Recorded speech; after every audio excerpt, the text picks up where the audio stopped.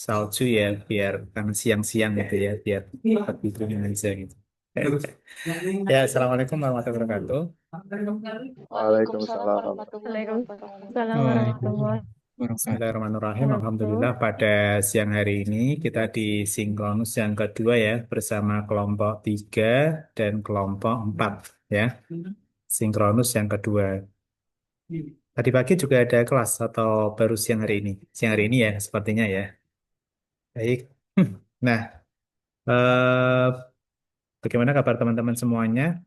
Aman ya untuk hari ini? Alhamdulillah. Ya, salam. Mudah-mudahan hari ini selalu semangat ya, karena nanti jamnya sampai sore, terutama di kelompok yang ketiga ya. Nanti coaching sampai jam 5 sepertinya gitu. Ya, hari ini nanti sampai dari jam 1 ya sampai jam 2:30. Jadi nggak bisa full karena nanti lanjut ke kelompok 1 dan 2 ya, dan nanti lanjut lagi coaching. Jadi nggak bisa full. Nah, untuk agenda hari ini paparan, jadi paparan dari per grup ya, kelompok 3, 2 grup, kemudian kelompok 4 juga 2 grup. Setiap paparan nanti maksimal ya, maksimal 15 menit ya, maksimal. Ini kan sudah terpotong waktu ya, maksimal 15 menit, nanti sisa waktunya adalah untuk review ya, terkait dengan apa yang sudah dipaparkan, seperti itu. Kelompok 3, 2 grup sudah siap ya. Nanti silakan disiapkan perwakilan untuk yang paparan. Demikian pula nanti kelompok 4 ya, juga sudah disiapkan. Saya mulai dari kelompok 3 dulu untuk memaparkan yang grup A ya, memaparkan tentang manajemen ASN ya, isu-isu yang terkait dengan manajemen ASN. Jadi kemarin apa yang diperlukan adalah paparan 3 isu ya terkait dengan kedudukan dan peran PNS, kemudian hak dan kewajiban, kode etik serta sistem merit gitu. Baik, untuk grup A kelompok 3 siapa yang akan memaparkan? Silakan. Yang akan memaparkan siapa? Bisa bergantian boleh ataupun apa namanya individu juga boleh. Nggih, mungkin nanti bergantian nggih, Pak. Boleh, boleh. Ya, Nggih, silakan. saya coba share screen, izin nggih, Bapak. Ya, silakan Pak Harpi ya.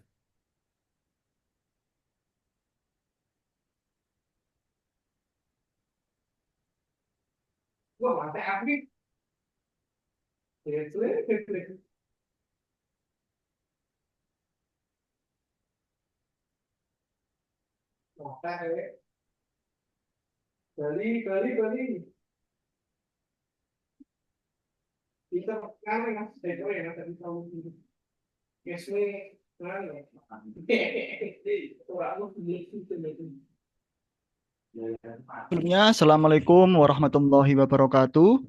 Waalaikumsalam. Waalaikumsalam. Izin memperkenalkan diri, Bapak. Saya Muhammad Arfi Darmawan dari kelompok 3A. Saya merupakan kelompok 3A yang jumlah personilnya itu ada 5. Yang pertama itu ada Mbak Khairinisa, kemudian Mbak Nurul Lailatul Fatimah, kemudian yang keempat Nur Aliyah Nafia, dan juga Mas Rahmat Guntur Husodo, Bapak. Kemudian di sini kami membagi isu itu menjadi 5. Untuk yang pertama itu sulitnya mencari arsip berkas nikah di KUA Gajah Mungkur, Kota Semarang. Terkait deskripsi isu, yang pertama, isu ini merupakan core isu di KUA Gajah Mungkur karena belum optimalnya penataan ruang arsiparis. Selain itu, yang menyebabkan eh, isu ini menjadi core isu yaitu karena belum adanya digitasi dan dokumentasi akta nikah. Hari ini menjadi perhatian khusus mengingat untuk mewujudkan pelayanan yang optimal, maka perlu adanya sistem manajemen yang baik dan efisien. Kemudian yang kedua terkait data dan fakta. Di sini eh, saya menampilkan 2 foto di mana dalam foto tersebut eh, terdapat 2 foto sedang mengoptimalkan atau sedang menata ruang arsiparis di KUA Gajah Mungkur, Bapak. Di sini terkait observasinya atau pengalaman saya secara langsung, terdapat beberapa bekas yang sudah tidak layak karena dimakan umur, sobek, dan sudah menguning. Di antaranya adalah tahun 1994, 96, 97, 98, dan 99.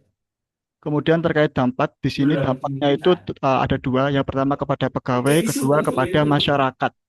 Yang pertama, para pegawai itu mengalami kesulitan dalam mencari berkas. Hal itu dikarenakan karena belum optimalnya penataan ruang arsiparis, Bapak. Kemudian yang kedua, masyarakat juga pelayanan kepada masyarakat menjadi terhambat, Bapak, karena lamanya kita sebagai pegawai dalam mencari arsip atau berkas. Kemudian terkait solusi, di sini solusi yang saya apa namanya berikan itu adalah melakukan penataan ruang arsiparis dan melakukan digitasi serta dokumentasi arsip akta nikah. Kemudian terkait hasil identifikasi dan kesimpulan, ini ada beberapa faktor, diantaranya adalah belum optimalnya penataan ruang arsiparis berkas nikah dan belum adanya digitasi dan dokumentasi berkas nikah, Bapak. Monggo bisa dilanjut untuk isu yang kedua.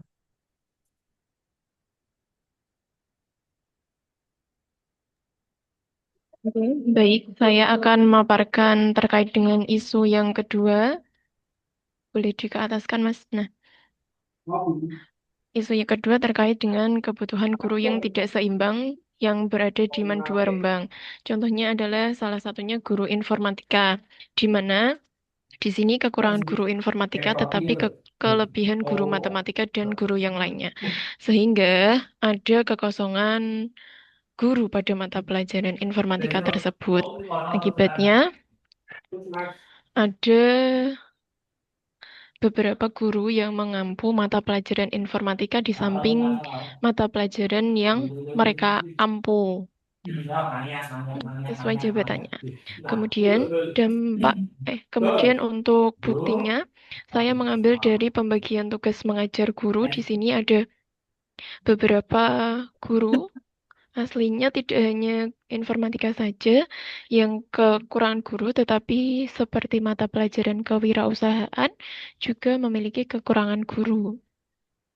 Kemudian apa dampaknya? Apabila isu tersebut tidak diselesaikan, pastinya ada penurunan kualitas pembelajaran karena gurunya tidak sesuai dengan kualifikasi guru yang dibutuhkan. Kemudian ada beban kerja yang tidak merata, ada guru yang memiliki beban kerja yang lebih banyak, dan ada guru yang beban kerjanya normal atau bahkan lebih sedikit. Kemudian pihak yang terkena dampaknya terutama siswa, karena mereka tidak menerima hak atas pendidikan yang kualitasnya relevan. Kemudian guru juga memiliki beban yang berlebih, madrasah sendiri memiliki reputasi yang bisa juga menurun karena menghadapi kesulitan manajerial dalam mengatur jadwal. Kemudian ada pemerintah karena juga harus mengalokasikan dana untuk membayar guru honorer. Lalu ada orang tua murid yang merasa khawatir terdampak atas kualitas pendidikan yang diterima anak-anaknya. Terima kasih.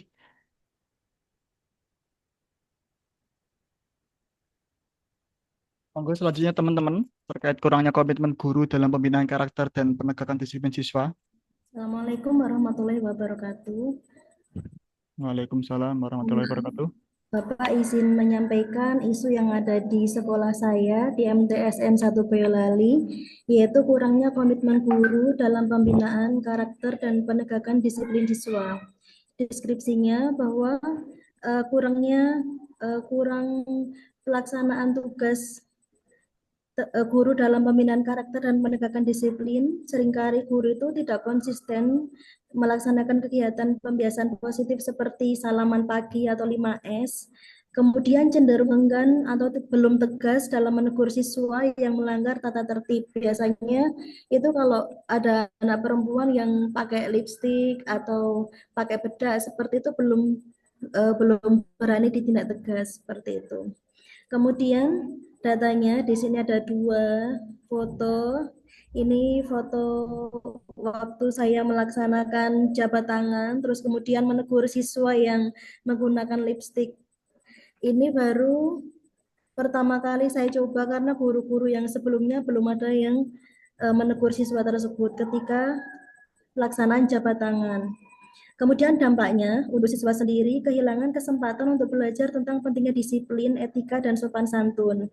Mereka melihat inkonsistensi aturan yang ada dengan implementasi di lapangan.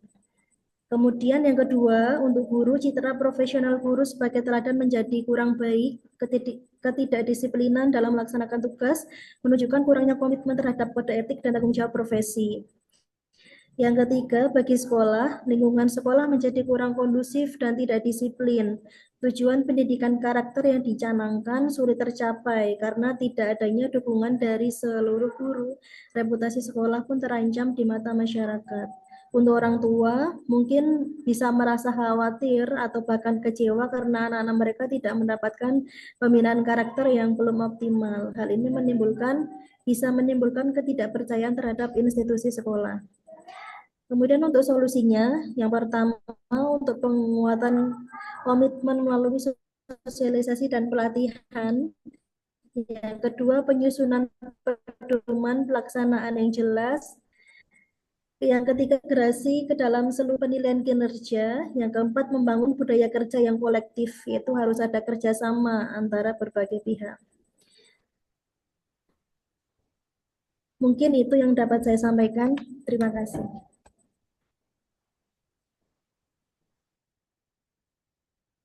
Monggo selanjutnya, kurangnya kedisiplinan ASN bagi penyuluh agama Islam pasca penyuluhan. Baik, sebelumnya terima kasih. Di sini saya akan menyampaikan salah satu isu di tempat saya, yaitu kurangnya kedisiplinan ASN penyuluh agama Islam pasca penyuluhan.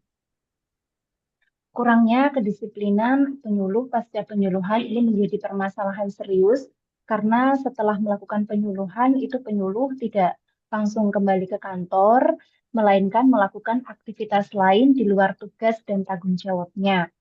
Kemudian untuk data dan faktanya, ini saya ambil terdapat koordinasi antar penyuluh. Ini beberapa penyuluh atau salah satu penyuluh itu tidak bisa hadir karena ada kegiatan yang di luar penyuluhan dan terkadang kegiatan itu tidak dikonfirmasikan kepada Bapak Kepala.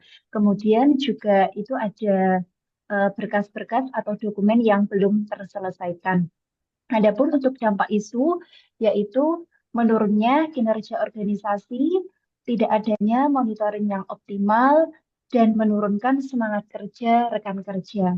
Adapun pihak yang terdampak itu adalah rekan kerja sesama penyuluh. Beban kerja bisa meningkat jika ada tugas yang harus dikerjakan bersama. Kemudian yang kedua, pimpinan unit kerja ini dapat dimintai pertanggungjawaban atas kurangnya pengawasan terhadap stafnya. Dan yang ketiga, penyuluh itu sendiri dapat terkena sanksi kedisiplinan atau tidak memperoleh penilaian kinerja yang baik.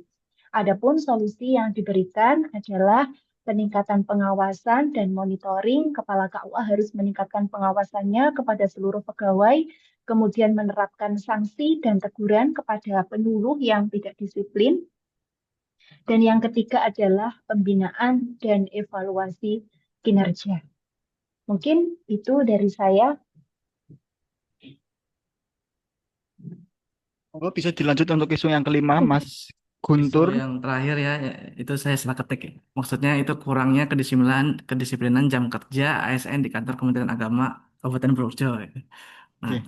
jadi ada isu di Kemenak Kabupaten Purworejo itu terkadang waktu setelah istirahat ASN-nya jam 1 siang itu belum ada di kantor gitu. Nah, dari keterlambatan di kantor itu bikin kendala gitu. Jadi pelayanannya tidak selesai, mungkin ada surat jadi tidak bisa didisposisi dan lain sebagainya. Kemudian data dan fakta, ini ada contohnya, ini jam kerja tapi kosong. Nah, jam kerja kosong, ya kadang-kadang seperti itu. Jadi eh, mungkin ASN-nya tidak bilang kalau misalkan mungkin agak siang gitu. Jadi pekerjaannya nggak selesai. Dampak isunya ada di menurunnya kinerja organisasi, yaitu terhambatnya produktivitas kerja dan pelayanan publik, dan menurunnya efisiensi dan koordinasi lingkungan kerja akibat ketidakterlibatan waktu, menambah beban ASN yang tepat waktu. Jadi kasihan yang malah tepat waktu malah yang nimbukin kerjaannya. Kemudian menurunnya profesionalisme organisasi. Jadi secara keseluruhan ini bisa dinilai jelek gitu ya organisasinya kalau misalkan tidak tepat waktu seperti itu. Kemudian Pihak yang terdampak adalah rekan kerja yang disiplin terbebani karena kerjaannya yang harusnya itu dikerjakan sama teman-teman ASN yang nggak disiplin, jadi terbebani karena harus tetap dilayani. Kemudian pimpinan juga jadi tidak bisa eh, sulit mengendalikan disiplin pegawai dan menjaga kualitas. Kemudian masyarakat yang membutuhkan pelayanan yang optimal jadi tidak bisa dapat pelayanan secara optimal. Kemudian instansinya secara keseluruhan kantor merusak citra kantor dan profesionalisme instansi. Terus solusinya yang diberikan adalah penguatan kedisiplinan jam kerja, pengaturan jam ketat yang waktu, kembali istirahat oleh pimpinan kerja unit kerja. Kemudian peningkatan sosialisasi tentang pemahaman peraturan disiplin ASN. Kemudian ketiga, penegakan sanksi. Kemudian empat, pemanfaatan apel untuk memberitahu lagi ASN supaya tetap sadar. Oh, habis ya. Yang terakhir, memberikan jadwal yang fleksibel. Mungkin kalau misalkan di dikasih ini lagi lah pertimbangan, mungkin jam-jamnya apa namanya istilahnya ya, diberikan sarana terkhusus mungkin kalau misalkan setelah jam istirahat mungkin ada keperluan tertentu gitu. Ya, sekian dari saya, kurang lebihnya mohon maaf. Ya, baik. Cukup ya untuk grup A. Ini menarik sekali. Kita kasih applause dulu ya dengan reaksi. Oke. Ya, baik. Mantap ya. Nah, pertama saya cukup apresiasi ya dari grup A ini karena menampilkan bukti-bukti yang otentik gitu dari tempat kerja masing-masing ya. Eh, yang pertama misalkan terkait dengan sulitnya mencari arsip di KUA ya, KUA Gajah Mungkur. Nah, ini sebenarnya bisa menjadi potensi apa ya, isu ya yang nantinya menjadi cikal bakal di rancangan aktualisasi ya. Harapin nanti bisa mengembangkan ke arah sana juga. Karena ini memang problem secara umum ya, apalagi tidak ada apa namanya SOP untuk pemusnahan arsip dan seterusnya. Itu juga menjadi salah satu bagian dengan kapasitas kawah yang terbatas ya, ruang, tetapi tidak ada apa tahapan untuk pemusnahan ataupun digitalisasi itu juga bisa menjadi salah satu problem tersendiri gitu ya. Oke, tadi yang pertama tentang sulitnya mencari arsip ya di KUA. Nah, dampaknya juga macam-macam, tingkat kecepatan layanan, kemudian resiko kena apa namanya kerusakan arsip itu juga bisa menjadi salah satu dampak ya ketika tidak ada misalkan digitalisasi arsip maupun eh, penataan yang memudahkan kita di dalam pencarian gitu. Oke, baik. Menarik tadi terkait dengan sulitnya mencari arsip. Kemudian yang kedua, walaupun itu sebenarnya tusinya arsiparis ya, saya nggak tahu kalau di Gajah Mungkur ada nggak jabatan arsiparis yang ada di kawah tersebut gitu. Tidak ada, Bapak. Tidak ada ya. Kalau Nggih. tidak ada memang yang ngalahi ya, Nggih, ngalahi Bapak. gitu. Ngalahi yang apa namanya dari penyuluh sendiri ya, juga harus ini tetap tetap membantu gitu, karena kan juga berpengaruh terhadap layanan tersebut gitu. Oke, kemudian yang kedua adalah berarti tadi penyuluh penghulu, Pak. Izin, Bapak saya penghulu, Bapak. Penghulu kan? Yes. Nggih. Penghulu ya, saya tadi salah. Jadi penghulu. Kemudian yang kedua adalah perencanaan kebutuhan guru. Ini juga problem ya di mana-mana ini sebenarnya karena pola distribusi guru ya itu kadangkala ada perbedaan gitu ya, perbedaan dari yang diusulkan dengan apa yang diterima. Apalagi ada penambahan D3K dan seterusnya gitu kan. Sehingga tadi saya melihat beberapa guru melebihi lebih gitu ya. Nah, ya kalau lebih sih ada untungnya juga gitu. Karena kalau mau mutasinya lebih cepat gitu ya. Kalau kita misalkan jauh gitu. Itu kalau saya dulu gitu. Kalau sudah ada kelebihan guru, ya mudah untuk melakukan mutasi. Tapi problemnya sebenarnya nggak itu ya. Tapi namanya ke siswa. Ketika kelebihan satu sisi kekurangan, maka pasti yang kelebihan ini akan, yang kekurangan ini akan dialokasikan ke mata pelajaran yang lain. Maksudnya ditugaskan ke tugas-tugas yang lain gitu. Dan itu kadangkala tidak tidak sesuai dengan kompetensinya. Kemudian dari MTSN 1 Boyolali ya terkait dengan komitmen pembinaan karakter, tadi juga dari apa namanya ya, presenter tadi sudah memberikan contoh ya, contoh-contoh bagaimana penguatan karakter dimulai dari siswa yang masuk dan seterusnya gitu. Nah, ini memang hampir rata-rata terkait dengan manajemen ASN ya. Walaupun nantinya solusinya juga bisa jadi dengan smart ASN. Pada dasarnya kita nggak bisa memilih secara tegas ya. Ini manajemen ASN, ini adalah smart ASN. Karena nanti misalkan di arsip, kalau masuk di ranah digitalisasi, maka mau nggak mau kita juga masuk ke area smart ASN seperti itu. Kemudian kedisiplinan ASN sebagai penyuluh pasca penyuluhan gitu ya dianggap sudah selesai. Ya sama seperti apa kedisiplinan ASN setelah tugas dinas gitu ya. Walaupun tugas dinasnya 1 jam, tetapi langsung pulang gitu kan. Dia dianggap sebagai jam bonus gitu ya. Kadang kan seperti itu ya. Sama halnya dengan penyuluh pasca penyuluhan. Dan tentunya ini menjadi menarik ya. Bagaimana nanti pemahaman terkait dengan jam kerja, kemudian konsekuensi, fungsi-fungsi monitoring, dan seterusnya. Tentunya ini bisa menjadi salah satu pilihan solusi. Kemudian kedisiplinan jam kerja ini sebenarnya bersama tentang kedisiplinan juga, kedisiplinan jam kerja ASN di Purworejo ya, seperti itu. Bersama dengan pola yang sebelumnya, cuman ini lebih ke jam kerja setelah istirahat itu kan, kadang belum kembali dan seterusnya. Memang ini fungsi-fungsi monitoring, kemudian dari kepegawaian dan yang lain juga harus tetap melakukan apa ya? eh,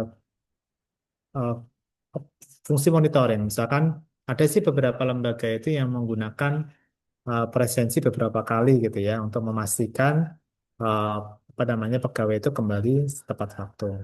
Baik, ini menarik. Isu-isunya cukup aktual dan problematik terjadi di tempat kerja masing-masing gitu. Oke, sekarang ke kelompok B ya, kelompok B, grup B. Grup B dari kelompok 3. Silakan, siapa yang ingin paparan? Izin share screen ya, Pak? Boleh, silakan Bu Hasna.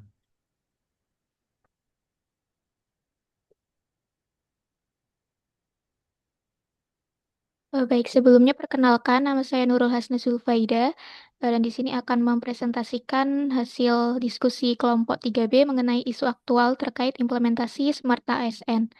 Di era digital yang terus berkembang, tata kelola pemerintahan juga ikut terdampak perubahan yang signifikan. ASN kini tidak hanya berperan sebagai pelaksana kebijakan saja, namun juga dituntut untuk berperan sebagai penggerak inovasi yang adaptif terhadap perkembangan zaman. Di sini kami mengangkat 4 isu yang berkaitan dengan Smart ASN. Yang pertama yaitu kurang optimalnya informasi yang didapatkan oleh stakeholder mengenai data layanan dan kinerja pada web Kementerian Agama Kabupaten Kendal. Dua, isu rendahnya inovasi digital dalam bimbingan perkawinan di KUA Bonang. Yang ketiga, kurangnya terbukanya informasi pelayanan di KUA kepada masyarakat. Lalu yang terakhir adalah isu rendahnya keterampilan guru dalam memanfaatkan aplikasi pembelajaran digital.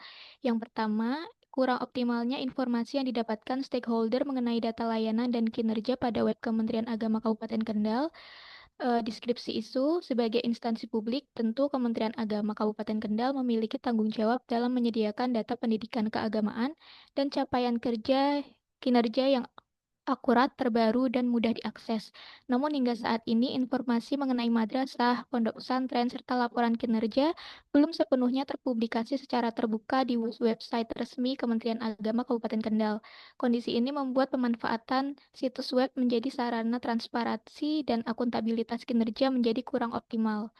Data dan fakta, pada website Kementerian Agama Kabupaten Kendal terdapat submenu untuk laporan kinerja dan data, tetapi ketika dibuka halaman tidak dapat ditemukan atau belum adanya data yang diupload pada laman tersebut.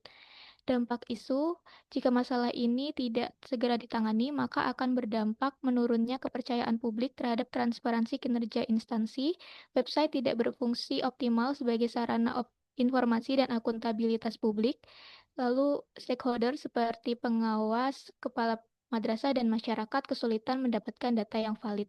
Pihak yang berdampak yang pertama adalah pimpinan internal Kemenak, seperti Kepala Kemenak Kabupaten Kendal, Kepala Seksi kesulitan memantau kinerja unit kerja karena data di web tidak lengkap atau tidak mutakhir.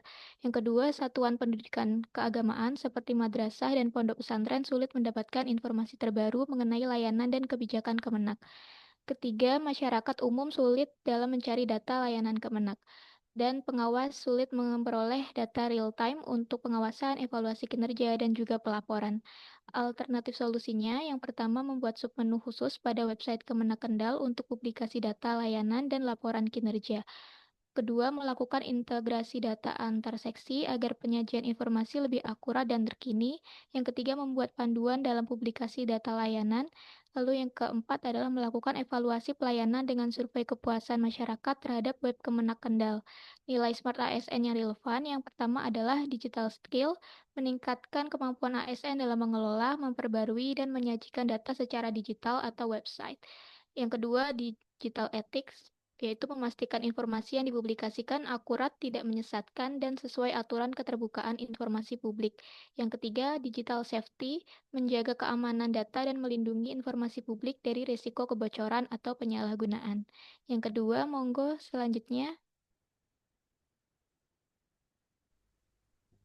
Untuk isu selanjutnya yaitu terkait rendahnya inovasi digital dalam bimbingan perkawinan di KUA Bonang.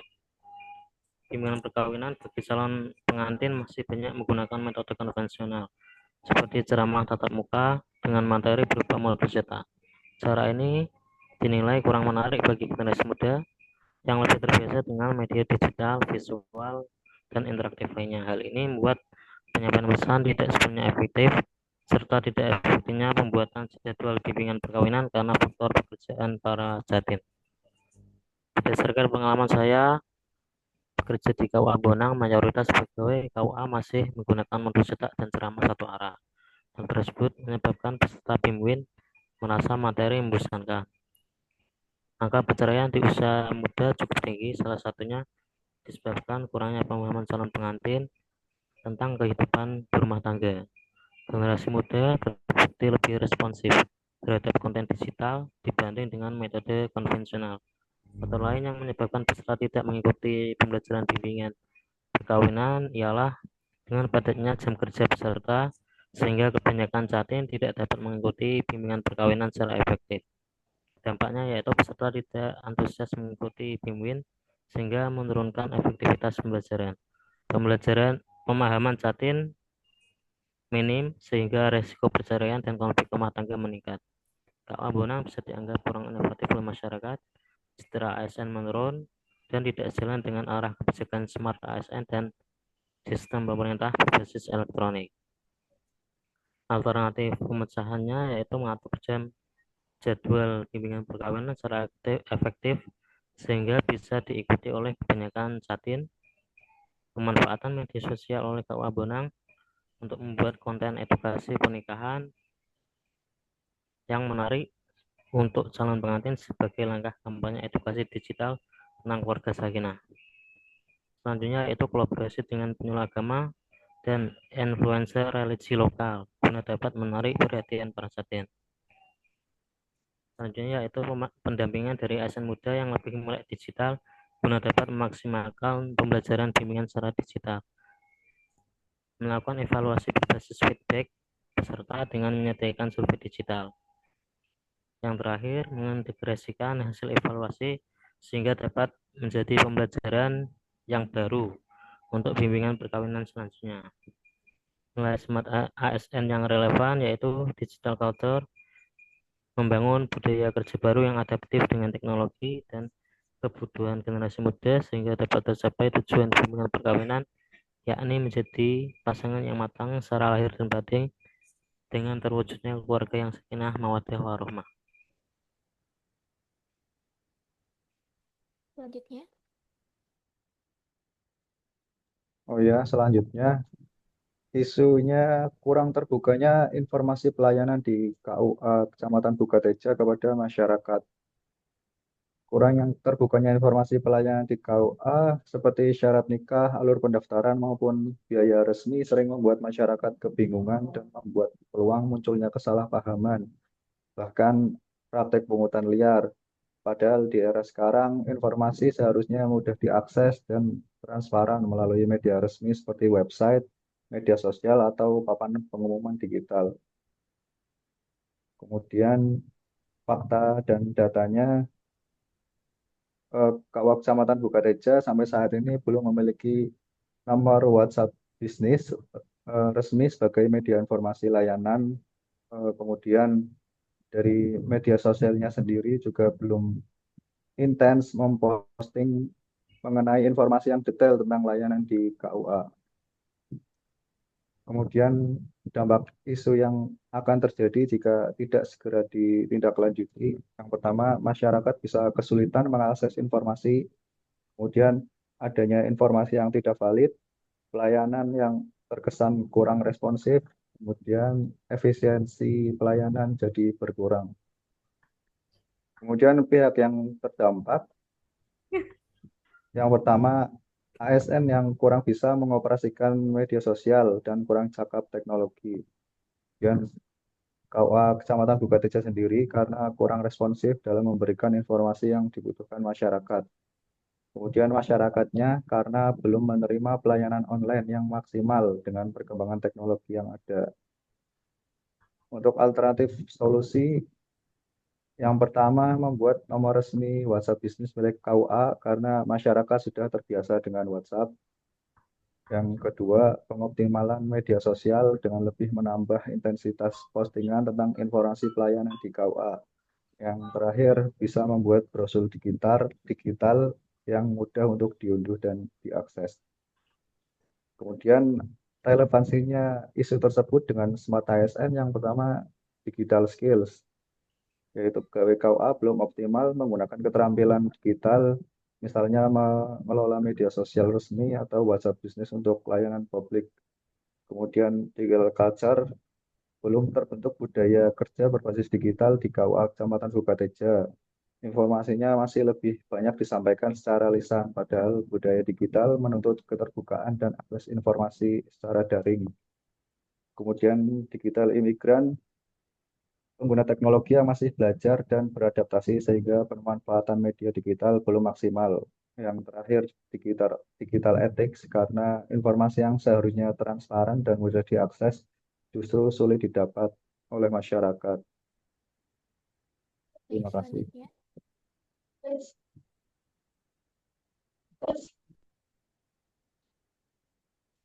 sudah terdengar, Mbak? Isu berikutnya adalah rendahnya keterampilan guru di madrasah dalam memanfaatkan aplikasi pembelajaran digital. Banyak guru di madrasah kesulitan mengoperasikan aplikasi atau platform pembelajaran digital. Isu rendahnya keterampilan ini adalah masalah krusial di lingkungan madrasah, terutama dalam menghadapi tuntutan era digital. Masalah ini tidak hanya menghambat proses belajar mengajar, tetapi juga mempengaruhi efektivitas transformasi digital di lembaga pendidikan. Fakta dan data. 1. Kurangnya literasi teknologi. Banyak guru, khususnya yang berasal dari generasi senior, tidak memiliki pemahaman dasar tentang cara menggunakan platform pembelajaran. Mereka mungkin hanya tahu cara membuat kelas, mengunggah materi, atau mengelola tugas siswa. Yang kedua, penggunaan aplikasi yang terbatas. Yang ketiga, keterbatasan pelatihan. Pelatihan yang diberikan seringkali bersifat umum dan tidak disesuaikan dengan kebutuhan spesifik guru.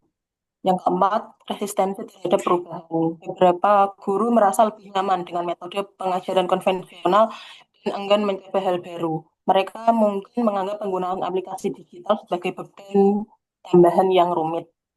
Dampak isu, kualitas pembelajaran menurun dan kesenjangan pembelajaran. Pihak yang terdampak, siswa, mereka adalah yang paling dirugikan karena mereka tidak bisa mendapatkan keterampilan digital yang penting untuk masa depan. Dua, guru dan tenaga kependidikan. Yang ketiga, pimpinan madrasah. Pimpinan akan menghadapi tantangan dalam mencapai visi transformasi digital. Mereka harus mencari cara untuk memotivasi guru dan memastikan investasi teknologi membuahkan hasil. Yang terakhir yaitu orang tua. Mungkin orang tua adalah yang paling khawatir tentang kualitas pendidikan yang diterima anak-anaknya. Mereka tidak mendapatkan nilai terbaik dari biaya pendidikan yang telah dikeluarkan. Solusinya mengadakan pelatihan dan berkelanjutan.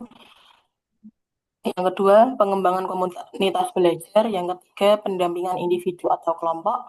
Yang keempat, menyediakan sarana prasarana yang memadai. Yang kelima, kolaborasi dengan pihak luar. Nilai ASN yang relevan, digital skill, meningkatkan kemampuan menggunakan platform aplikasi digital. Yang kedua, digital ethics, kesadaran akan etika penggunaan teknologi. Yang ketiga, digital safety, pengetahuan tentang keamanan data dan privasi. Sekian dari kelompok 3B. Ya, Assalamualaikum. baik. Cukup ya yang grup B. Jadi grup B ini, oke kita kasih applause dulu ya untuk grup B. Cukup menarik tadi yang disampaikan oleh grup B ya tentang apa isu-isu yang terkait dengan smart ASN dan juga sudah dilengkapi dengan pilar-pilar dari literasi digital tadi ya, yang relevansinya terutama mulai dari digital culture, skill, kemudian etik, kemudian safety ya tadi ya. Nah, isu yang diangkat yang pertama adalah kurang optimalnya layanan ya dan kinerja data layanan dan kinerja di web. Nah, ini memang isu sebagian besar gitu. Sebagian besar terutama ketika dari satuan kerja itu tidak memiliki jabatan fungsional yang memang spesifik mengelola sistem informasi di kantor gitu ya. Sehingga supply itu kan konsepnya banyak ya. Problemnya sebenarnya saling saling terkait. Kenapa website itu tidak update? Ya karena tidak ada supply informasi dari berbagai bagian layanan seperti itu. Kemudian bisa juga dari keterampilan eh, apa namanya dari tim untuk membuat informasi-informasi yang akurat itu juga bisa menjadi salah satu problem. Nah, itu yang pertama ya, optimal apa belum optimalnya layanan sehingga sekarang trennya itu nggak lagi di website ya, tetapi layanan ini justru kita bisa infokan melalui apa? Sosial media sekarang itu. Jadi orang itu kecenderungannya sudah tidak lagi membuka website karena butuh waktu yang panjang ya kan dan terlalu formal dan seterusnya. Kecuali memang sengaja masuk ke arah sana. Tetapi dengan sosial media itu sekarang lebih mudah ya. Informasi layanan itu akan mudah diakses melalui sosial media. Cuman sayangnya sosial media itu lebih banyak digunakan untuk hal-hal yang sifatnya bukan layanan gitu kan. Lebih ke ucapan selamat gitu kan. Lebih ke misalkan berita-berita rapat misalkan itu kan sebenarnya bukan ke fokus ke layanan. Padahal seharusnya tidak seperti itu. Fokus di layanan terkait dengan apa kebutuhan-kebutuhan dari masyarakat tersebut gitu. Saya sendiri kalau mencari informasi tidak langsung dari websitenya seringnya, tapi dari medsosnya itu akan lebih cepat. Tapi ternyata tidak semudah itu kalau di instansi pemerintah. Oke, kemudian yang kedua adalah inovasi digital, bimbingan perkawinan ya, dari KUA Bunang tadi ya, kalau nggak salah. Nah, ini juga menjadi isu yang menarik, bimbingan perkawinan yang semula tadi menjenuhkan gitu kan, butuh butuh apa ya waktu ketika offline itu kan butuh waktu yang khusus ya. Tapi di sini perlunya inovasi digital. Kemudian kurangnya terbukanya informasi pelayanan hampir sama ya. Yang ketiga, kemudian yang keempat adalah yang dari guru tadi rendahnya keterampilan guru di dalam pemanfaatan aplikasi digital. Karena memang seringkali itu peningkatan kompetensi itu kan kadang miss ya dengan apa yang dibutuhkan guru. Kenapa? Karena dari madrasah sendiri kadangkala tidak melakukan gap analisis itu, mengidentifikasi kompetensi apa sih yang diperlukan oleh guru sebenar-benarnya. Seperti itu. Ya, jadi poin pentingnya adalah apa namanya di sini melihat bahwa guru ya mungkin lebih banyak ke digital imigran ya sehingga tidak banyak yang memang memang ini ya, memang akrab dengan teknologi, tetapi justru ini menjadi salah satu kesempatan untuk meningkatkan kompetensi guru di bidang pemanfaatan aplikasi digital. Seperti itu. Oke, baik. Sekarang kelompok 4 ya. Grup A siapa yang ingin paparan? Kelompok 4. Ya, coba izin menyampaikan, Ya, silakan Bu Ramadhani ya. minta tolong untuk di share screen.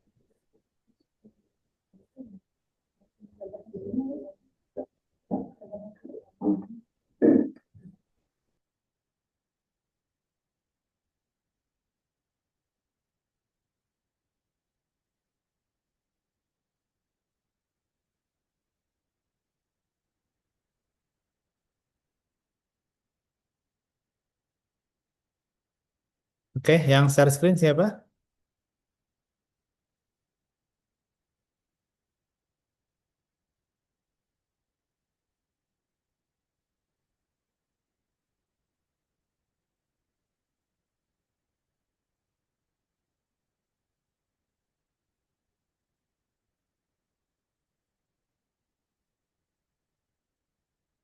Oke, grup A untuk yang kelompok 4 ya.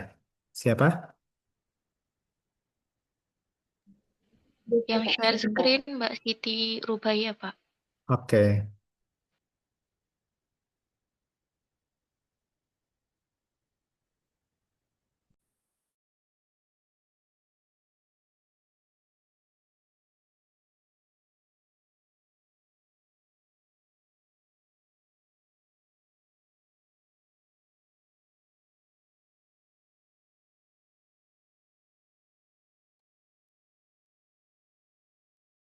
Belum ada?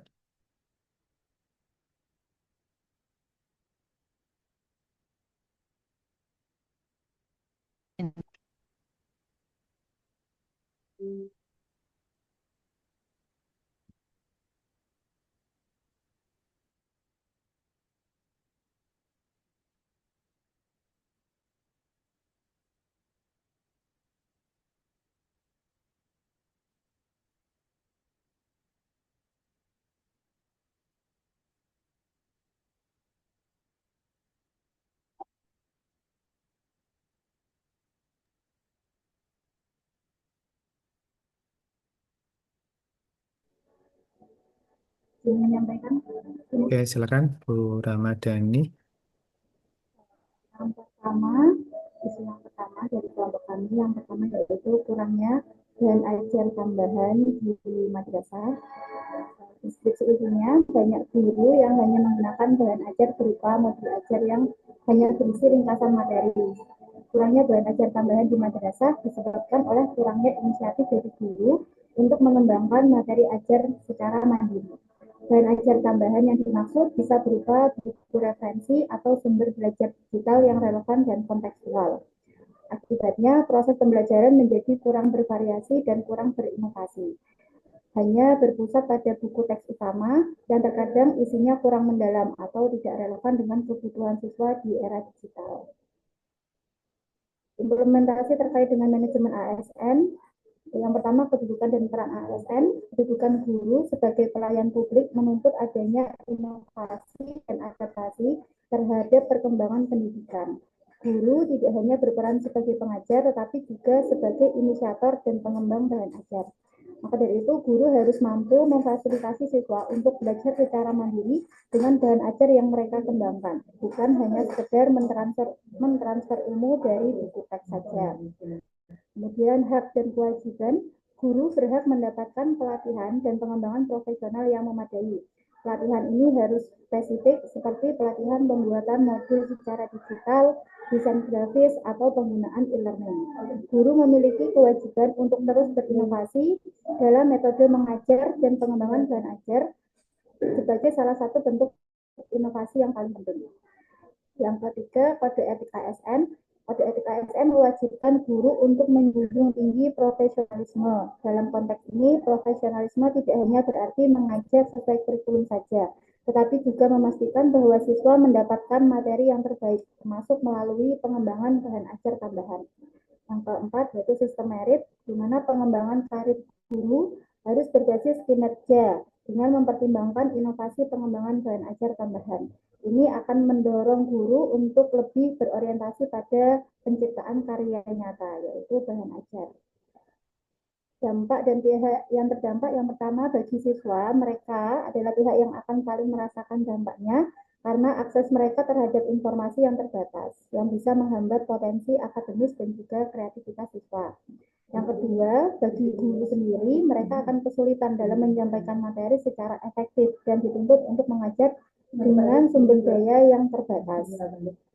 Yang ketiga, dampak terhadap orang tua akan merasa khawatir dengan kualitas pendidikan anak-anaknya dan mungkin harus mengeluarkan biaya tambahan secara pribadi di luar biaya sekolah untuk membeli buku atau modul pendukung.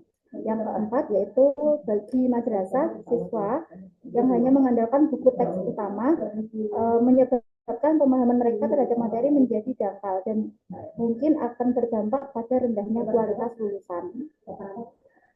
Yang keempat yaitu alternatif solusi terhadap isu yang saya sampaikan. Yang pertama, menyediakan pelatihan bagi guru untuk menguasai teknik pembuatan modul, lembar kerja, dan bahan ajar digital. Materi pelatihan bisa mencakup penggunaan perangkat lunak desain grafis, video editor, dan platform pembelajaran daring. Yang kedua, memfasilitasi kelompok kerja antar guru dari madrasah yang sama maupun berbeda untuk berbagi ide, pengalaman, dan juga bahan ajar. Hal ini dapat menjadi ajang untuk bertukar ilmu dan juga sumber daya.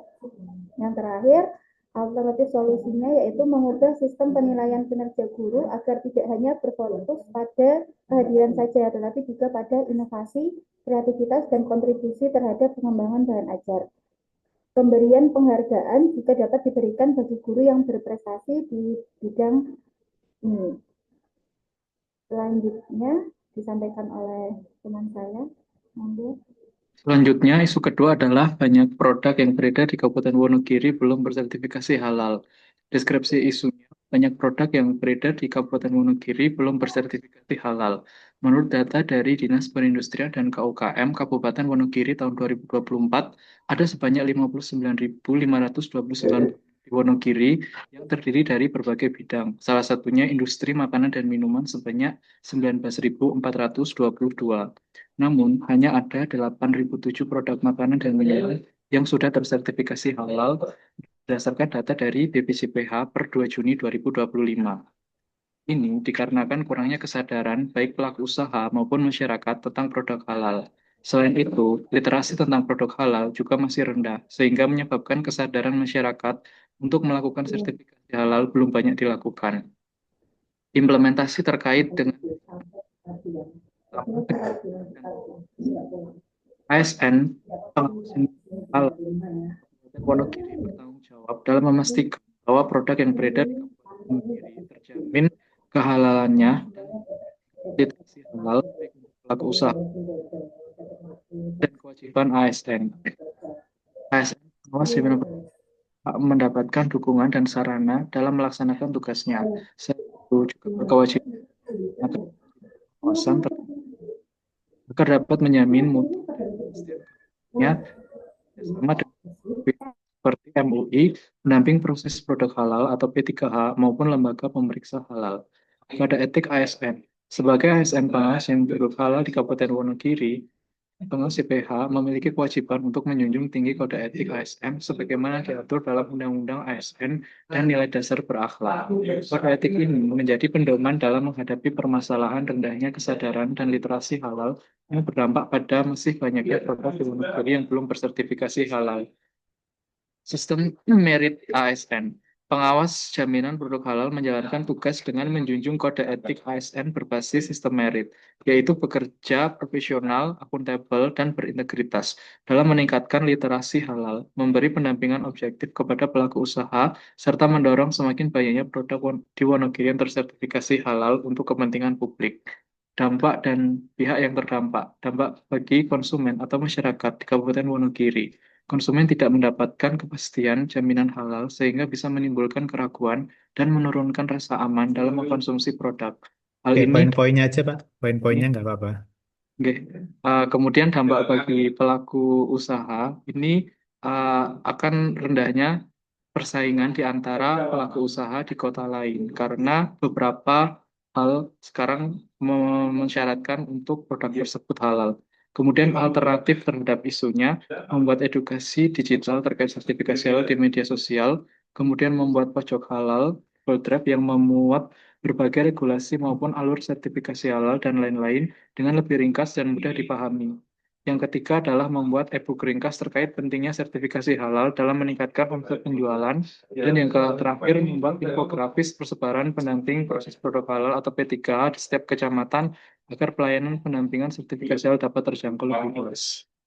Untuk selanjutnya dibaca teman saya.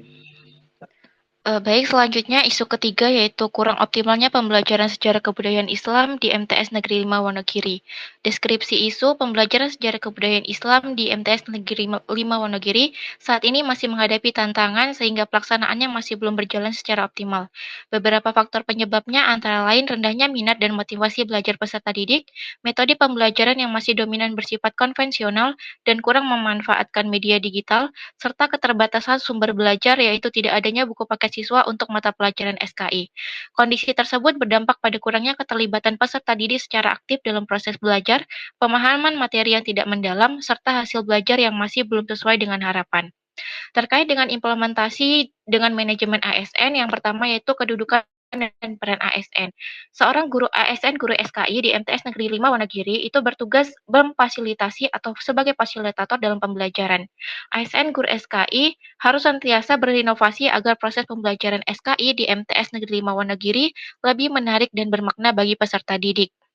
Yang kedua itu hak dan kewajiban ASN. Sebagai ASN, guru SKI di MTS Negeri 5 Wonogiri memiliki hak dan kesempatan untuk mendapatkan mengembangkan kompetensinya sebagai seorang pendidik dan memiliki kewajiban yaitu untuk berusaha meningkatkan kompetensi dirinya dalam penggunaan media digital ataupun mengembangkan bahan ajar untuk mendukung pembelajaran SKI. Selanjutnya terkait dengan kode etik ASN, yaitu sebagai seorang ASN guru SKI itu harus bertanggung jawab menggunakan metode pembelajaran yang kreatif, inovatif, serta media pembelajaran digital interaktif agar peserta didik menjadi lebih termotivasi dalam pembelajaran SKI. Dan juga memfasilitasi gaya belajar peserta didik yang berbeda-beda. Terkait dengan sistem merit, seorang ASN guru SKI profesional itu harus mengembangkan kompetensinya dan karena mendapatkan kesempatan untuk mengikuti pelatihan-pelatihan seperti diklat, workshop, maupun BIMTEK.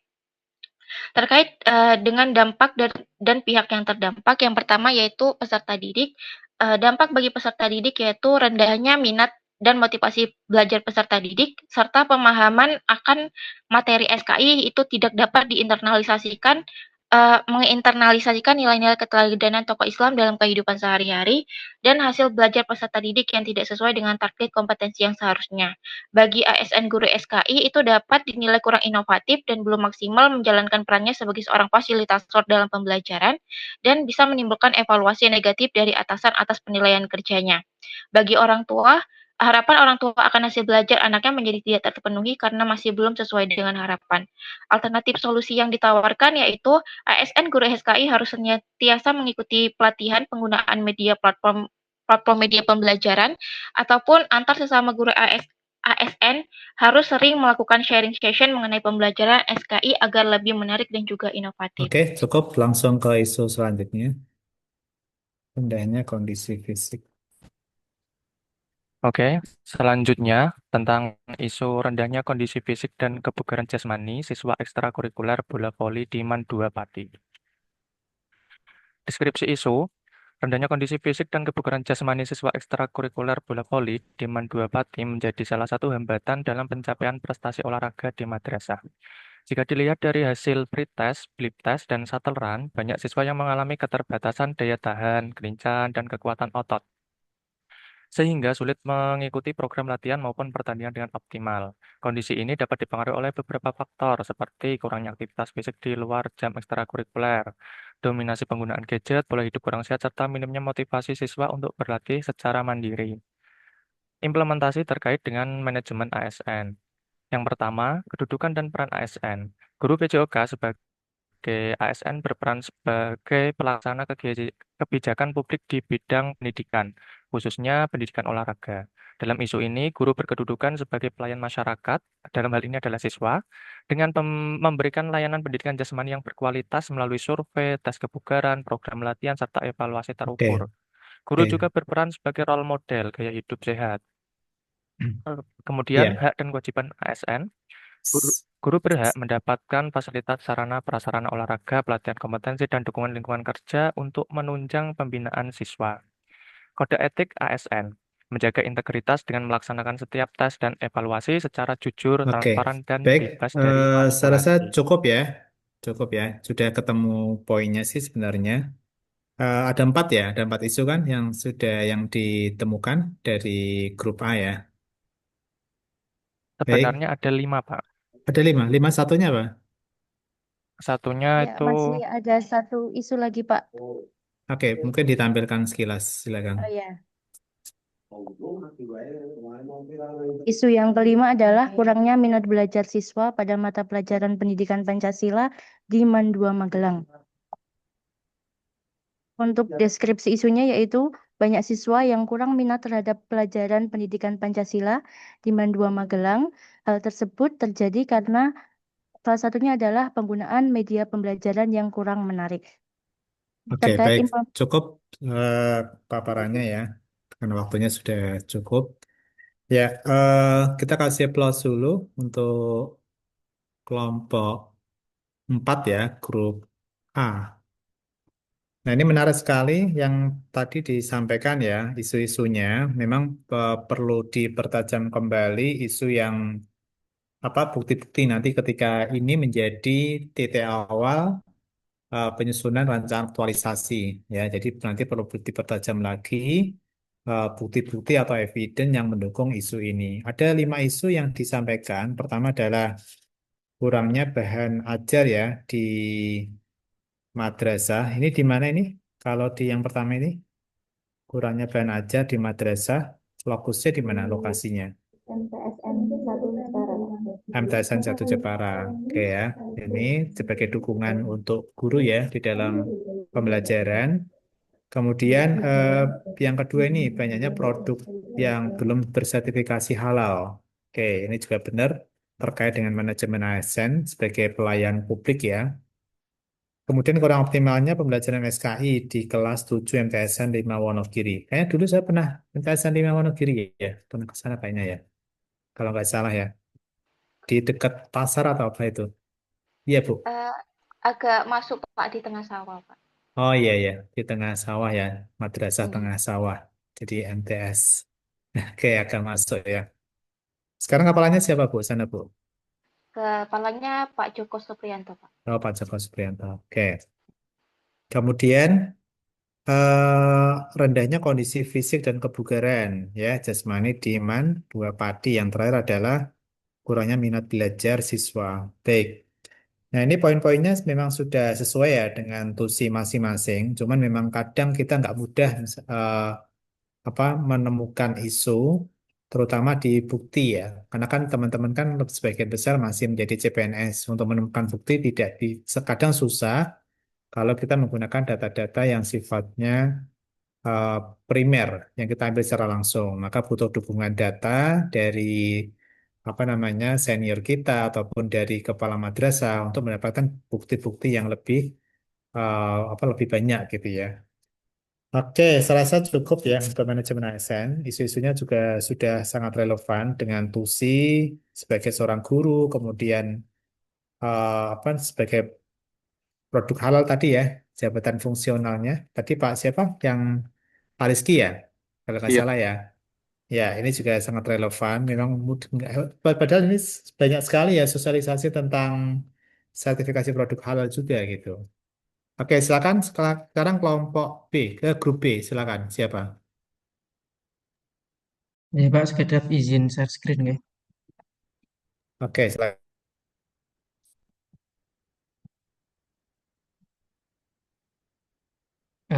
Punten Pak, sampun terlihat belum nggih? Sudah.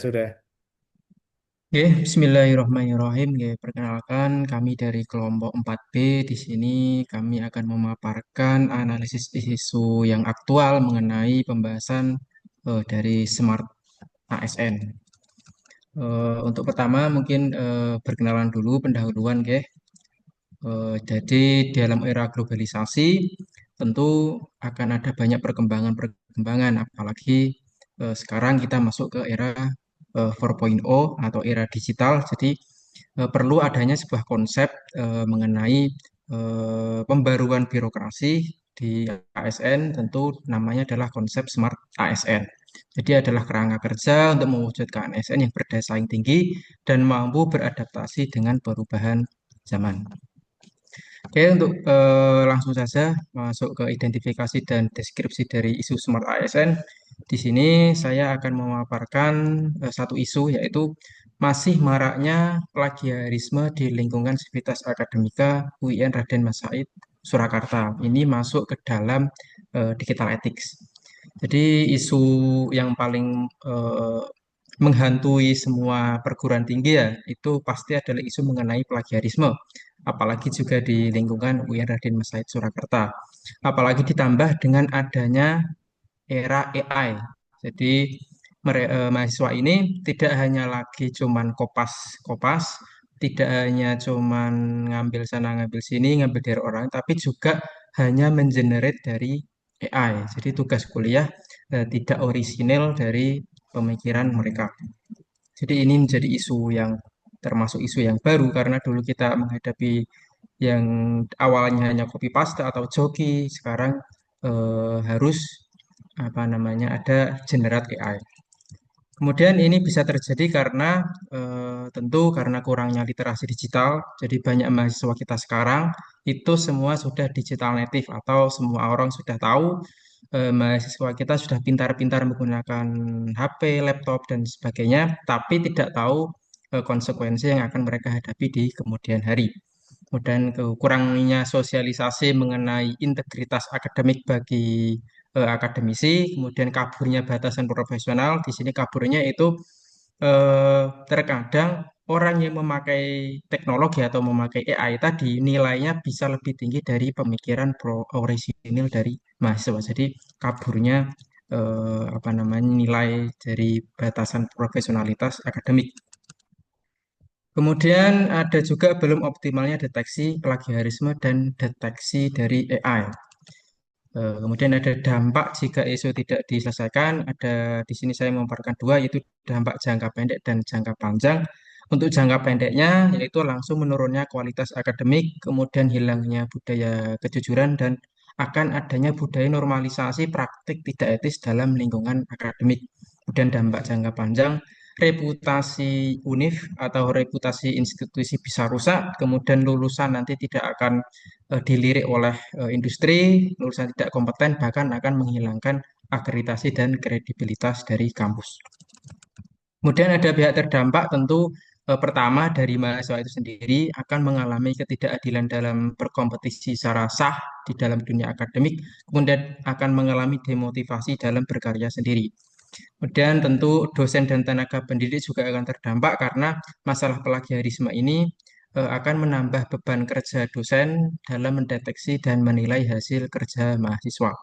Kemudian institusi juga akan ikut terdampak karena bisa kehilangan ranking yang sudah dibangun dengan susah payah, sudah dibangun dengan secara estafet dari satu pimpinan ke pimpinan yang lain, akan hilang kepercayaan yang akan mengakibatkan nanti kerugian finansial karena akan menurunkan minat calon dari mahasiswa. Untuk selanjutnya isu kedua akan dibahas oleh Mbak Umi Sadia, monggo. Oke, Bapak izin melanjutkan. Isu yang kedua yaitu kurang optimalnya digitalisasi arsip surat mutasi siswa untuk efektivitas administrasi BK di Mandua Cilacap. Isu ini termasuk dalam digital culture Deskripsi isunya yaitu meskipun layanan BK di Man 2 Cilacap sebagian sudah menggunakan aplikasi digital, akan tetapi pada pengarsipan surat masih menggunakan metode pencatatan manual. Hal ini mengakibatkan informasi yang didapat kurang update. Contohnya pada pengarsipan surat keluar dan masuk yang pencatatan mutasi siswa. Karena pencatatannya masih manual, maka data yang tercatat pada guru BK dan waka kesiswaan dan juga operator sering terjadi perbedaan. Belum adanya digital culture di BKMan 2 membuat pelayanan kurang efektif dan efisien. Hal ini menunjukkan perlu adanya peningkatan digital culture untuk mengoptimalkan layanan. Dampak jika isu tidak terselesaikan, dampak dari isu kurang optimalnya digitalisasi arsip surat mutasi siswa di BKMan 2 adalah yang pertama, kurang efisiennya waktu dalam pencarian data. Karena pencatatannya yang masih manual, maka pencarian data mutasi siswa akan membutuhkan waktu yang lebih lama. Dan dampak yang kedua yaitu data yang kurang sesuai antara operator sekolah, guru BK, dan waka kesiswaan. Dan pihak yang terdampak dari isu ini yang pertama yaitu guru BK. Ketika guru BK diminta data mutasi siswa akan membutuhkan waktu yang lebih lama karena pencatatannya hanya di buku induk belum terdigitalisasi. Dan yang kedua yaitu waka kesiswaan karena meskipun datanya sudah dilaporkan, tetapi pencatatannya hanya di buku BK, sehingga ketika butuh data yang terupdate untuk pembagian jadwal dan pembagian kelas, lebih membutuhkan waktu yang lama karena perlu dicari secara manual. Ya, yang selanjutnya yang ketiga, Mbak Sivana. Ya, izin memaparkan isu yang ketiga, yaitu masih maraknya penggunaan handphone saat pelajaran di MAN 1 Cilacap. Isu ini itu berkaitan dengan relevan dengan Smart ASN Digital Culture karena siswa itu tidak terbiasa menggunakan teknologi untuk hal positif. Deskripsi isunya itu di MAN 1 Cilacap, siswa diperbolehkan membawa handphone karena ini itu untuk mendukung proses pembelajaran. Tetapi pada kenyataannya, handphone sering kali menjadi masalah yang timbul ketika guru yang mengajar tidak memerlukan bantuan handphone saat pembelajaran. Mohon maaf kalau di sini itu tidak ada data dan fakta, cuma dari saya itu mengalami sendiri karena saya itu kan guru wali kelas dan di bulan kemarin itu saya mendapatkan 4 laporan dari siswa saya yang ketahuan menggunakan HP saat pelajaran. Tuh. Lalu hal ini bisa terjadi itu karena satu, kurangnya literasi digital dan kontrol diri. Jadi banyak siswa yang belum bisa mengontrol keinginannya untuk memainkan handphone. Yang kedua, yaitu distraksi dari aplikasi hiburan. Pada kasus yang sudah terjadi, banyak siswa yang ketahuan sedang memainkan game saat pembelajaran berlangsung.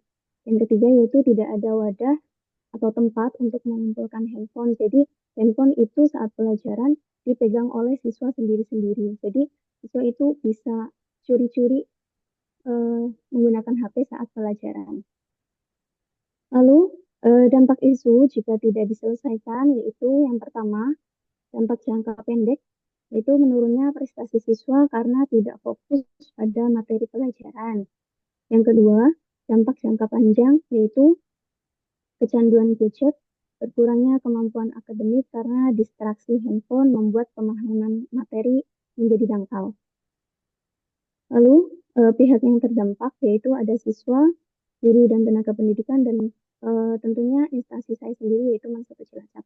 Untuk siswa yaitu siswa akan merasa terganggu dengan adanya siswa lain yang menggunakan handphone di kelas saat pelajaran. Jadi saat itu di kelas saya itu ada siswa yang ketahuan menggunakan HP. Jadi guru yang mengajar saat itu malah jadi fokusnya terpecah, tidak mengajar doang tapi malah jadi menegur siswa yang ketahuan itu. Lalu pihak yang terdampak yang kedua yaitu guru dan tenaga kependidikan. Ya, jadi guru akan merasa tidak dihargai saat mengajar di kelas dan kondisi kelas menjadi kurang kondusif karena fokus guru terpecah untuk mengajar dan di sisi lain untuk menegur siswa tersebut. Yang ketiga yaitu Mansur Cilacap, prestasi akademik akan menurun dan yang akhirnya akan mempengaruhi kualitas lulusan sekolah. Sekian dari isu ketiga. Isu keempat akan disampaikan oleh teman saya, Mas Usama, silakan.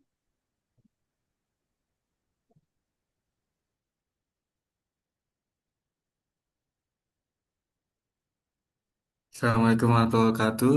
Untuk isu yang keempat, yaitu kurang optimalnya komunikasi berbasis digital antara KUA dengan masyarakat di wilayah KUA Kecamatan Garum. Hal ini sesuai dengan isu digital skill. Deskripsi isunya yaitu KUA Kecamatan Garum belum memiliki nomor resmi WhatsApp yang mudah dijangkau oleh masyarakat untuk mendapatkan informasi atau komunikasi.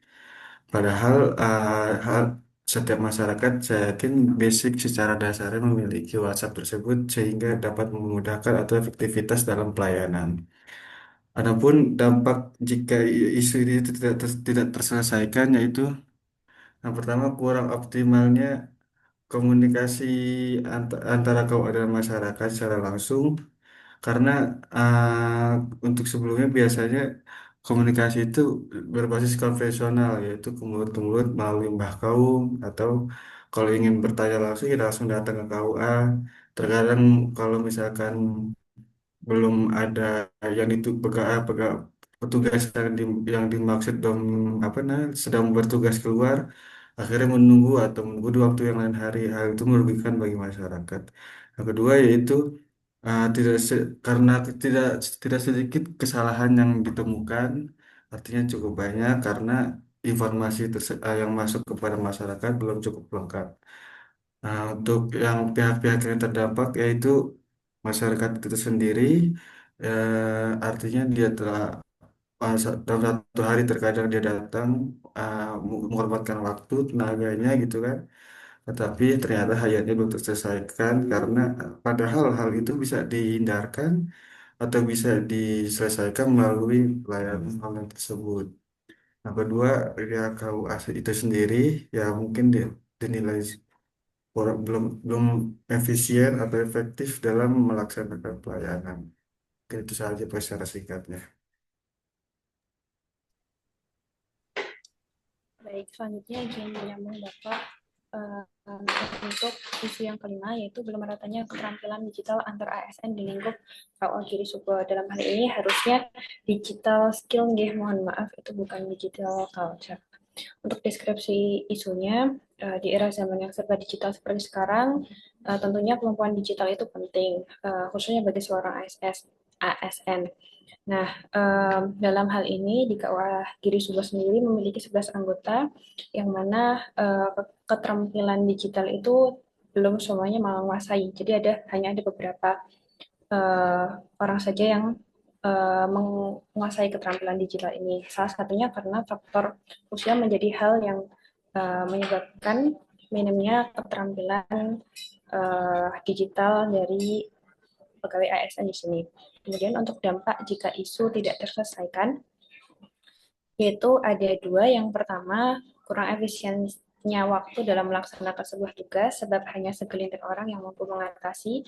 Kemudian yang kedua, pekerjaan menjadi terhambat karena hanya menitik beratkan kepada beberapa orang saja. Kemudian yang ketiga, pihak yang terdampak itu yang pertama pegawai ASN Giri Subo, dan yang kedua masyarakat, yang mana ketika pekerjaan keterampilan dari digital ini tidak merata, hal ini tentunya akan membuat itu tadi gitu ya, beban pekerjaan dititik beratkan ke beberapa orang saja. Kemudian untuk masyarakat tentunya hal ini akan menghambat pelayanan kepada masyarakat yang harusnya mungkin waktunya lebih cepat, menjadikan waktu pelayanan menjadi agak sedikit lama. Mungkin itu dari kami. Terima kasih Bapak. Oke, baik. Sudah semuanya ya. Nah, tadi kelompok yang terakhir ini sudah memaparkan terkait dengan apa eh, Smart ASN ya. Sebenarnya isu-isunya hampir sama ya kalau kita lihat dari yang kelompok pertama, yaitu kelompok tiga dengan kelompok yang keempat ya. Ya rata-rata tentang komunikasi, kemudian penggunaan HP ini juga di madrasah ya, penggunaan HP eh, saat pembelajaran ya terutama. Kemudian kalau di kampus memang isu-isu tentang penggunaan AI di sini ya, plagiarisme dan ini memang ya kendala di mana-mana tentunya. Tetapi memang sekarang kan sudah ada AI detektor juga ya yang nanti akan mendeteksi ketika tulisan-tulisan itu memang berbasis AI, termasuk Turnitin. Turnitin juga sekarang sudah ada AI detektor juga. Nah, sebenarnya konsep sederhananya adalah manajemen ASN sama smart ASN itu seringkali tidak bisa dipisahkan itu. Solusi dari manajemen ASN itu sebagai smart ASN, apa namanya, topik saya ulangi ya, topik manajemen ASN itu kadangkala tidak bisa dipisahkan sepenuhnya dengan smart ASN di dalam rangka dukungan smart governance seperti itu. Jadi memang dua hal yang saling terkait satu dengan yang lain, gitu ya. Nah, kemudian dari beberapa isu tadi, banyak sekali ya inspirasi-inspirasinya. Nanti teman-teman akan lanjutkan di apa namanya titik awal ini untuk direalisasikan menjadi isu-isu yang lebih konkret gitu. Nanti di sinkronus yang ketiga ya, melalui lembar kerja yang kelima ya, lembar kerja yang kelima. Jadi nanti lanjutan dari sini saya akan coba tampilkan dulu. Oke, ini ya. Kalau ini kan biasa ya untuk yang learning journal yang pertama. Untuk yang LK yang terakhir, nanti teman-teman sudah mulai ada tahapan mengidentifikasi isu menggunakan lembar kerja yang kelima ini. Nanti sudah ada di PLC sebenarnya. Nah, dari isu-isu tadi kan baru ambil satu sampel isu ya per satuan per ini per satuan kerja masing-masing gitu. Nah, nanti teman-teman bisa identifikasi isu-isu selain selain yang teman-teman identifikasi per tempat di tempat kerja masing-masing ya minimal 5. Syukur-syukur ini sesuai dengan tusi dari teman-teman sebagai yang menjabat misalkan dosen ataupun sebagai guru dan seterusnya disesuaikan ataupun tusi organisasi ya. Misalkan kan ada beberapa teman yang tidak langsung mengajar seperti dosen kan kadang-kala tidak langsung mengajar tetapi ditempatkan pada pos tertentu. Itu juga diperkenankan. Silakan nanti diidentifikasi isunya. Kemudian sumber isunya apakah terkait sama manajemen ASN dan atau smart ASN. Jadi boleh dua ya, boleh juga hanya tunggal gitu. Kira-kira isu tersebut terkait dengan manajemen ASN ataukah smart ASN. Kemudian di deskripsi isu ini ada dua hal yang harus ada. Yang pertama adalah evidennya, bukti bukti atau fakta datanya apa. Yang kedua adalah keterkaitannya seperti apa? Keterkaitan antara isu dengan sumber isu itu seperti apa? Jadi di deskripsi isu ada dua hal yang harus dipenuhi ya. Pertama, fakta dan datanya apa? Yang kedua adalah keterkaitan isu dengan agenda yang ketiga. Setelah itu ditapis ya dengan APKL, OSG, dan Fishbone sehingga menghasilkan core isu. Usahakan ini dikerjakan apa namanya semaksimal mungkin karena apa? Karena ini nanti menjadi dasar teman-teman di dalam menyusun rancangan aktualisasi. Jadi isu yang dicari adalah isu-isu yang benar-benar faktual yang ada di tempat kerja masing-masing. Gitu. Kemudian lapisan itu, lapisan isu sampai dengan fishbone dan gagasan pemecahan core isu serta kegiatan-kegiatan untuk merealisasikan apa namanya gagasan kreatif tersebut gitu ya berupa kegiatan-kegiatan aja. Kegiatan ini minimal minimal 5. Kegiatannya yang pertama adalah paling enggak dari perencanaan ya. Perencanaan itu ada identifikasi, kemudian konsultasi awal dengan mentor misalkan gitu ya. Pertama adalah tahapan perencanaan, kemudian eksekusinya, aksinya. Kemudian yang terakhir adalah dievaluasi. Paling enggak ada tiga hal utama yang ada di dalam kegiatan. yang nanti diurai menjadi minimal 5 kegiatan seperti itu. Itu untuk tugas asinkronus yang kedua ya, ada dua. Kalau ini video seperti biasanya, yang terakhir adalah LK yang kelima. Silakan nanti bisa dicek di PLC, sudah saya pasang di sana, seperti itu. Oke, ada pertanyaan silakan, Bapak izin bertanya. silakan. Mohon maaf Bapak, untuk yang tugas tadi, yang untuk mencari isu 5 tadi, apakah isunya boleh menggunakan isu yang pada agenda 1, itu kan kita disuruh mencari isu juga ya Pak ya, dan menggunakan metode Fishbone, APKL, dan lain sebagainya. Apakah boleh dilanjutkan isu itu, atau kita menggunakan isu yang hari ini tadi kita pakai? Ya, boleh boleh menggunakan isu yang agenda 1, asalkan itu memang problematik di tempat kerja, gitu. Isu yang Oke, Bapak. problematik di tempat kerja. Boleh kombinasi dari yang agenda 1 dengan yang sekarang juga boleh, gitu ya. Jadi silakan, itu nggak harus apa namanya, tidak harus yang benar-benar baru. Jadi boleh mengkombinasikan. Sebenarnya kan perjalanannya sejak agenda 1 kita sudah mulai diberikan trigger untuk mengenali isu-isu yang ada di sekitar kita, gitu. Boleh Bu, pada dasarnya boleh, asalkan relevan aja. Oke, baik Bapak, terima kasih. Ya, sama-sama. Yang lain ada? Ngapunten Pak, dari tanglet. Silakan. Ini untuk pengumpulan maksimal di jam 9 Ya, nggak, Pak? nanti kayak kemarin lah, nanti besok kan sinkronusnya jam 8 ya. Jam 8 kan? Oke, oke. Besok Oh, kan jam berarti 8. saged Jam, benjing-benjing ya. iya, paling enggak jam 5 atau jam 6 gitu sudah bisa dikumpulkan ya. Biar nanti jam pagi jam 8 kan sudah harus paparan Oh, oke, siap, Pak. gitu. Cukup? Kalau cukup saya beralih ke kelompok 1-2 sepertinya ya, gitu, setengah 3. Oke, Pak. Baik, cukup ya. Kalau cukup, silakan nanti dikerjakan. Ini individu ya, tugasnya individu karena identifikasinya juga identifikasi di tempat kerja masing-masing. Baik, kurang lebihnya mohon maaf. Assalamualaikum warahmatullahi wabarakatuh. Waalaikumsalam warahmatullahi Waalaikumsalam warahmatullahi wabarakatuh. wabarakatuh. Turun nuwun sangat, Bapak. Ya, Terima kasih sama-sama. Bapak. Untuk kelompok 3 kembali lagi nanti jam 4. Untuk kelompok 4 bergabung ke main room terlebih dahulu nggih. Untuk host nanti gantian. Sudah tidak Mbak Umi Saktia dan Mas Wildan nggih. Mohon untuk kembali ke main room dulu untuk kelompok 4. Untuk kelompok 3 bisa eh, untuk mendengarkan Zoom dan kembali lagi di pukul 16.00. Terima kasih.